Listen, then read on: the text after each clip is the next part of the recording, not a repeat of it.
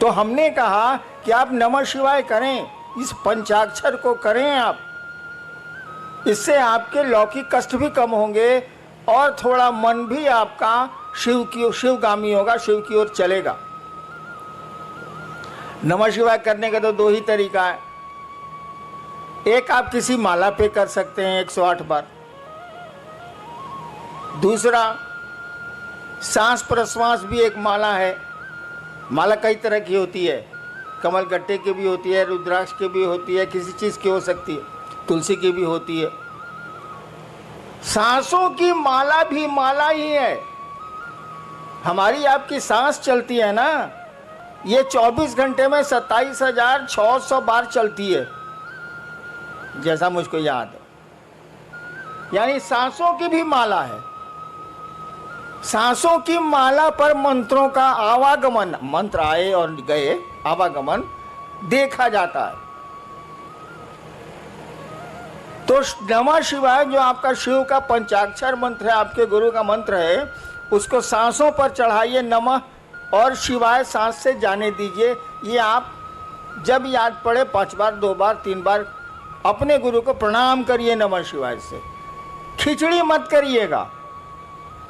बहुत लोग करते हैं क्या कि सांस पर भी कर रहे हैं या माला पर गिनती भी कर रहे हैं। मैंने स्टेशन जाने के लिए एक टांग रिक्शा पर रखे, एक टांग बस पर रखे, साले चितरा नहीं जाएगा। हम बताइए, हमको अभी स्टेशन जाना है, कल जाना है स्टेशन, हम एक टांग रखें टेम्पो में, एक टांग रखे बस में, तो मेरा क्या हाल होगा? अरे कोई एक ही सिस्टम ना अप्लाई कीजिएगा। जब मन करे आप टेम्पो से जाइए, मन करे बस से जाइए, दोनों पर एक के साथ कैसे चढ़िएगा? ठीक उसी तरह से सांसों पर अगर मंत्रों का जप होगा, उसकी गिनती नहीं होती। गिनती तो किसी की नहीं होती। रुद्राक्ष के माला की भी गिनती नहीं होती, क्योंकि गिनती किया हुआ है, तो गिनती कौन सी करना है? अरे भैया 108 बार माला में डाला हुआ है ये बीड्स, इसको अंग्रेजी में कहते हैं दाना, तो उसको गिनती कौन सी कर रहे हैं? नमः शिवाय 108 बार, वो तो गिनती किया हुआ है। सांस आपकी गिनती की हुई है, ये 24 घंटे में इतनी ही बार चलेगी, तो गिनती नहीं करनी है। न माला पर गिनती करनी है, न सांस पर गिनती करनी है। अरे नमः शिवाय करना है, तो माला और सांस की खिचड़ी मत बनाइएगा। एगो टांग टेम्पो पर, एगो टांग बस पर, ये माफिक चलबे नहीं बाबा, ये नहीं चलेगा। माला पर करिए, स्वतंत्र रूप से करिए, सांस पर करिए, स्वतंत्र रूप से करिए, और करिए तो मैंने मंत्रों में शिष्यानुभूति पढ़िएगा, मैंने लिखी है। मंत्रों में भाव प्रवेश आवश्यक है। यानी आप नमः शिवाय किए, सोच रहे हैं खिचड़ी पकी कि नहीं पकी, ये तो मंत्र जप नहीं हुआ। नमः शिवाय किया तो सोचिए कि अपने शिव को, नमः शिवाय का मानी क्या है? शिव को प्रणाम। नमः शिवाय किया तो सोचिए कि शिव को प्रणाम आपका मन कर रहा है। सोचिए, शरीर नहीं झुकाना है, हाथ नहीं उठाना है, मन आपका शिव को प्रणाम कर रहा है। दोबारा फिर नमः शिवाय करिए तो सोचिए कि मन आपका शिव को प्रणाम कर रहा है। इस तरह से 108 बार करिए। इस तरह से सांसों पर जपिए। सांस पर जपिएगा तो याद पड़ जाएगा, उसमें दिक्कत नहीं है। लेकिन माला जैसे कीजिएगा, खिचड़ी याद आने लगेगी, चोखा याद आने लगेगा, अचार याद आने लगेगा।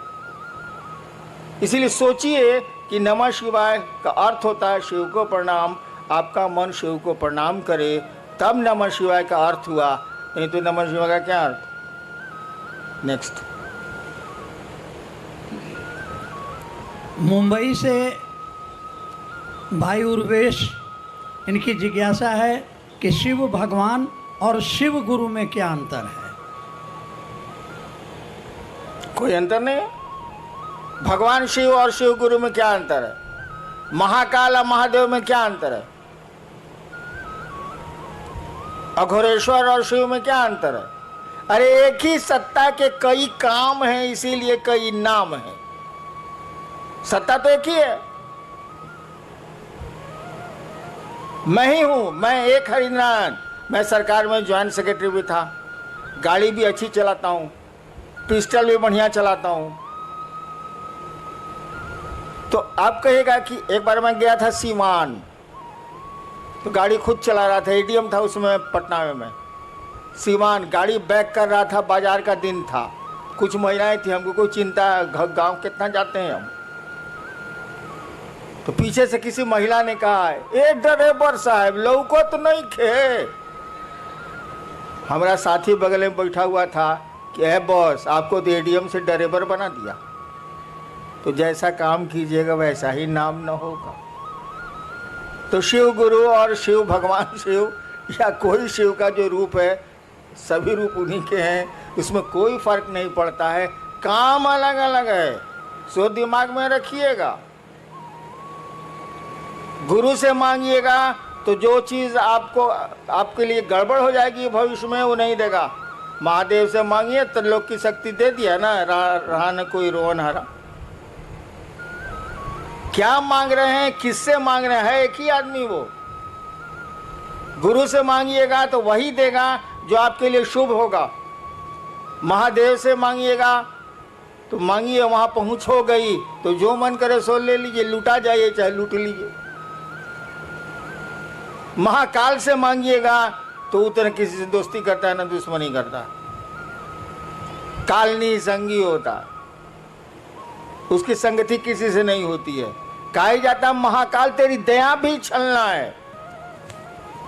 महाकाल से दया मांगिएगा तो वो छल देंगे। कहे काल किसी का दोस्त होता ही नहीं, न किसी का दुश्मन होता है न किसी का दोस्त होता है। सत्ता तो वही, एक ही शिव हैं, वही ज्ञानदाता के रूप में गुरु हैं, वे ही महाकाल हैं, वे ही सब कुछ। नेक्स्ट, ये सूरत पांडेसरा जगह है, भाई आशीष सिंह हैं, इनकी जिज्ञासा है कि आओ चलें शिव की ओर, इस पंक्ति का भावार्थ समझाने की कृपा करें। भावार्थ, शब्दार्थ नहीं बुझा रहा है।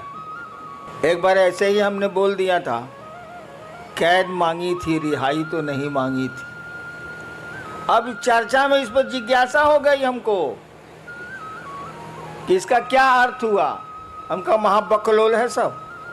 अरे कैद मांगी थी, मैंने जेल मांगा था, इस साला हमको छोड़ कर दिया, ये पूछना क्या है।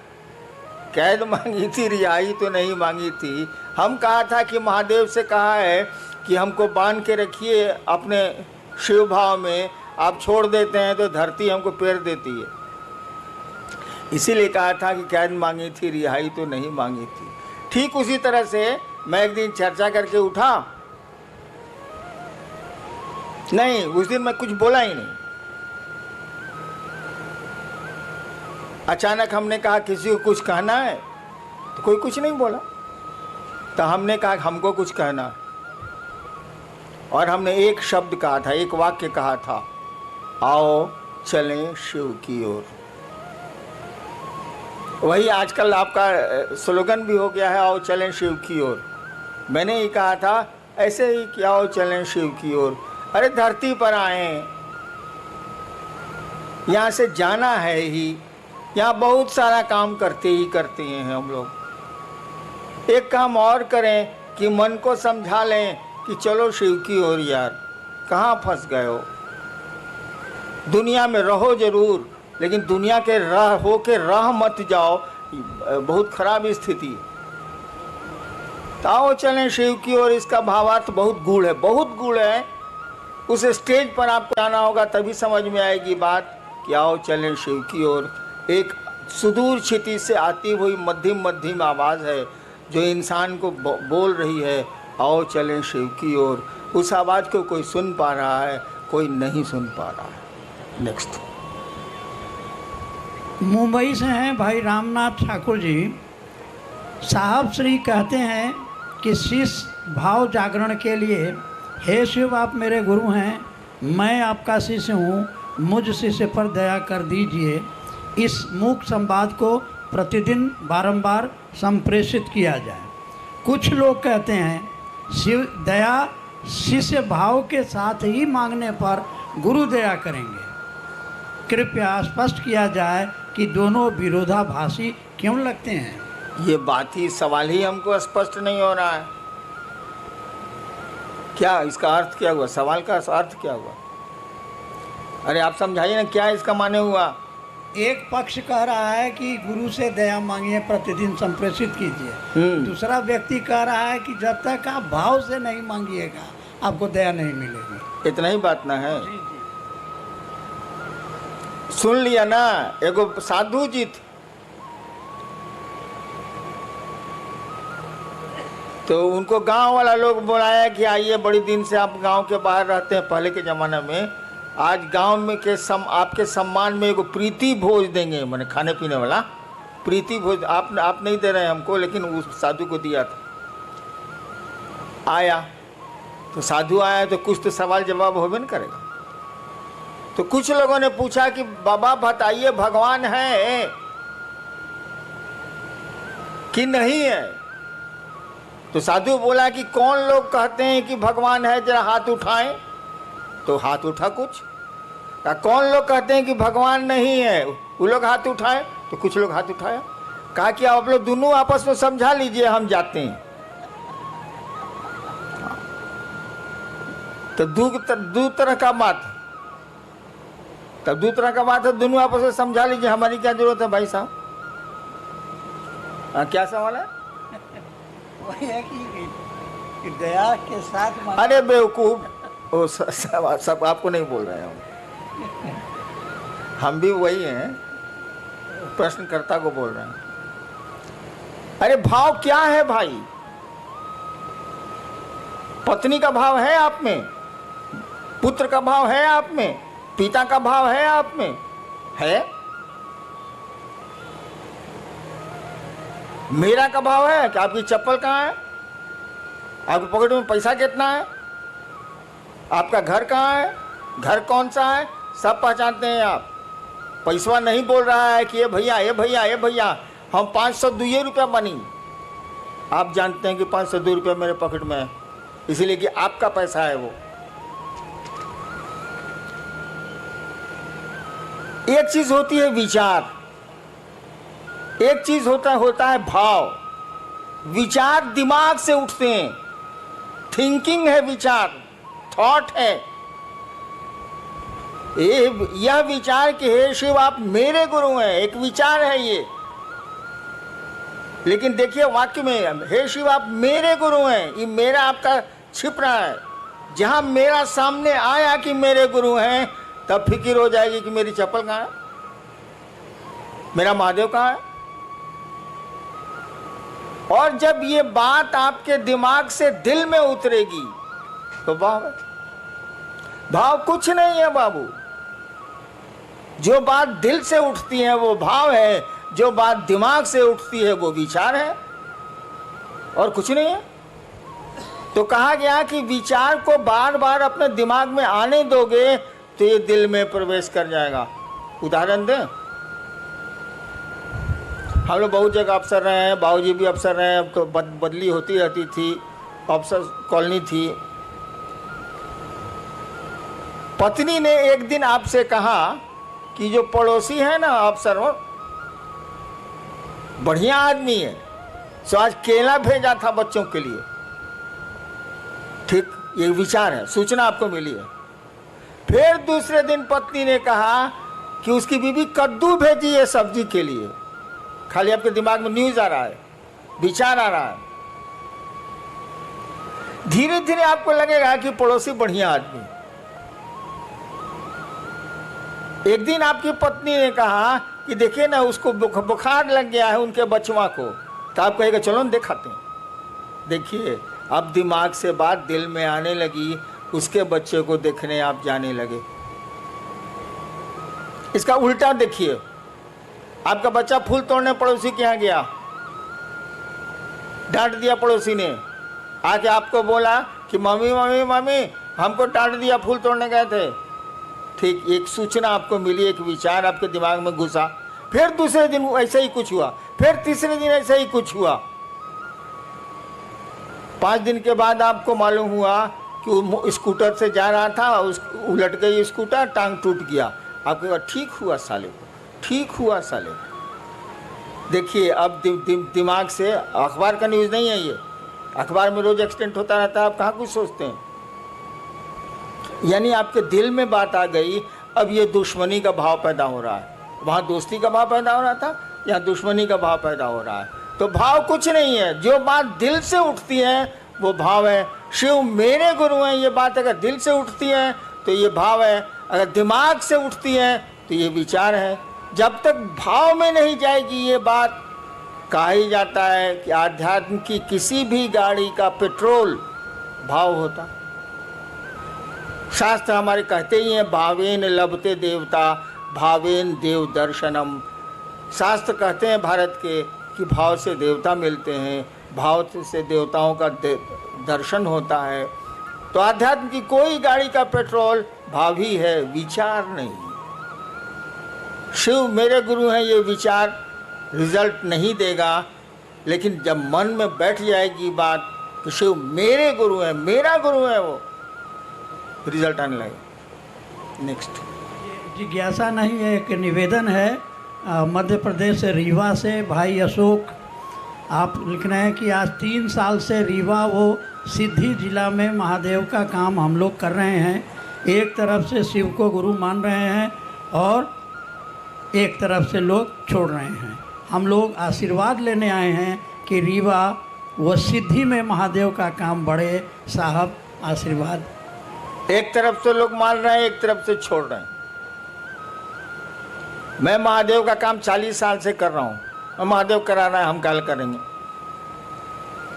कितने आए कितने गए।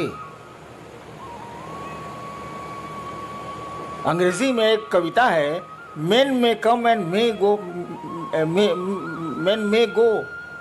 लोग आते हैं जाते हैं, but I go on for ever.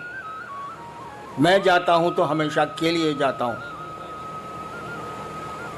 तो किसकी चिंता करोगे, कौन आया कौन गया। महादेव की दया जिस पर हुई वो रहेगा। हैं लोग कि नहीं मेरे साथ। मैं इनका विद्यार्थी था कॉलेज का 67 में। यही ये मंडल जी पढ़ रहे हैं जिज्ञासा। इनको मैं ज़बरदस्ती, उस समय शिव गुरु नहीं थे मेरे, ज़बरदस्ती एक दिन शमशान ले जाता था और दूसरे दिन कब्रिस्तान ले जाता था। 1 साल कंटिन्यूअस। जबकि मेरे प्रोफेसर लेक्चरर थे, मैं विद्यार्थी था इनका फर्स्ट ईयर का। इनको मैं ही पकड़ के ले जाता, चलिए मसान। तो जिसको टिकना है वो टिकते ही हैं, जिसको नहीं टिकना है उसको कितना टिकाओगे। हाँ, महादेव से दया जरूर मांगो कि सभी टिकें, सभी रह जाएं, कोई छूटे नहीं, कोई टूटे नहीं। कोशिश तो हम लोग यही होनी चाहिए। करो, आगे बढ़ो। भाई मनोज सिंह है सूरत से। क्या शिव को गुरु बनाने के उपरांत भी पारंपरिक गुरु दीक्षा लेना आवश्यक है? किसी भी अनुष्ठान या मुहूर्त में लोगों द्वारा पारंपरिक दीक्षा द्वारा शरीरधारी गुरु द्वारा गुरुमुख होने का दबाव बनाया जाता है। भाई मेरे भी बिया में बनाया था। आप यही नहीं कह रहे हैं, कोई सब अनुष्ठान करने के पहले पंडित मैंने कहा जाता है कि आपके गुरु कौन है। मेरी शादी है स्टेट में है, चली गई पत्नी मेरी शादी में भी यही हुआ था। स्टेट का पंडित था, पंडित जी थे बेचारे, मर गए, कहा हम था। बोले आपके गुरु बउआ जी कौन है? तो हमारी तो बोली तो भाई सिवान वाली थोड़ी खराब है। हमने कहा कोई साला मेरा गुरु नहीं है। तो लोग बका गया कि लड़का है ब्याह के मंडप पर बैठा हुआ है, कहता है कोई साला मेरा गुरु नहीं है। तब मेरी पत्नी से पूछा, उसमें पत्नी हुई नहीं थी, वो होने वाली थी 2 घंटे के बाद। पत्नी से पूछा कि आपके गुरु कौन है? बोले कोई नहीं। तो पंडित जी बोले कि चलिए शिव को गुरु मान लीजिए। हम कहा मैं नहीं मानूंगा। पत्नी ने कहा हम मान लेंगे। इसीलिए बाद में कहती थी कि आपसे हम सीनियर हैं। हम कहा तुम ब्याह करने के लालच में मानी हो, हम लालच में नहीं माने। हाँ, तो हम बिना गुरुए के ब्याहो कर लिया, तुम इसी की चिंता में पड़े हो जी। बट इससे बड़ा कोई अनुष्ठान होता है ब्याह से ज्यादा बड़ा? मस्ती करो, कहो कि शिव मेरे गुरु हैं, दीक्षा की क्या जरूरत है? गुरु की दया ही दीक्षा होती है। दीक्षा का मानी समझते हो यार? जी, एक कई लोगों की ये जिज्ञासा है, जिसमें मुंबई कल्याण से हैं भाई सुनील मौर्य। तो शिव को गुरु बनाने के बाद भी कठिनाइयाँ पीछा नहीं छोड़ रही, इसकी क्या वजह हो सकती है? एक तो आप नमः शिवाय अगर ठीक से करते हैं, 108 बार अगर माला पर करते हैं, माला 108 की होती ही है, या टुकड़े टुकड़े में सांस पर नमः शिवाय से अपने गुरु को प्रणाम करते हैं, तो बाधाएं कम हो जाएंगी, कठिनाइयां कम हो जाएंगी। नमः शिवाय आपके कष्टों को कम करने की का बहुत सुंदर मेडिसिन है, औषधि है वो, उसको करिए। और जहाँ तक कठिनाइयों का सवाल है, जान लीजिए इस जगत में कोई आया है तो उसको ज़िंदगी में अच्छी खराब दोनों सड़कें मिलनी ही मिलनी है, कोई उपाय नहीं है।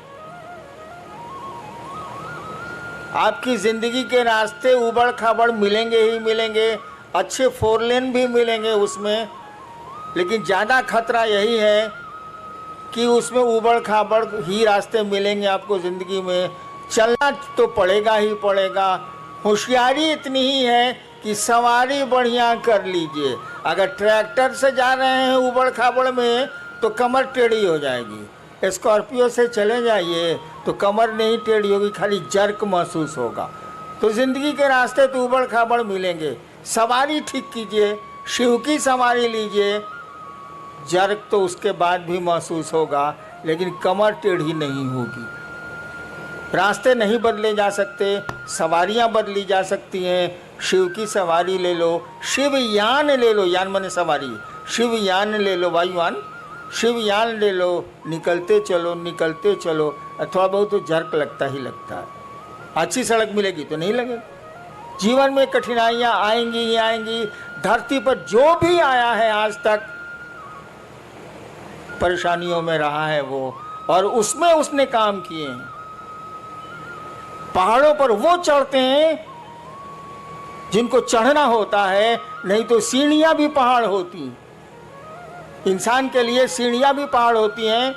और कोई है जो एवरेस्ट पर भी चढ़ता है और जिसका नाम होता है शेरपा तेंजिंग, दुनिया जानती है उसको। और कुछ लोग मिलेंगे कि आपके घर नहीं आ सकेंगे, एक पहला मंजिल पर आपका रहने का है, बड़ी दिक्कत है। कुछ लोग सीढ़ियों को पहाड़ बनाते हैं, कुछ लोग पहाड़ को सीढ़ियाँ बनाते हैं। इसीलिए इन चीज़ों से नहीं घबराना है। परेशानियाँ हो आगे बढ़ो, शिव की ओर बढ़ो, तभी मज़ा है, तभी किसी रिजल्ट का मज़ा है, नहीं तो कुछ मज़ा वजह नहीं। चलना चाहिए क्या? आयोजक गण क्या मुझको अनुमति देंगे? चलिए भाई, सूरत का ये शिव गुरु महोत्सव, बैठिए आप लोग। एक मेरी दिल की इच्छा बताता हूं आपको, शायद पूरी हो पाए या नहीं, आप कर पाए कि नहीं। सूरत में मैं शिव की सूरत देखना चाहता हूं, उस महादेव की।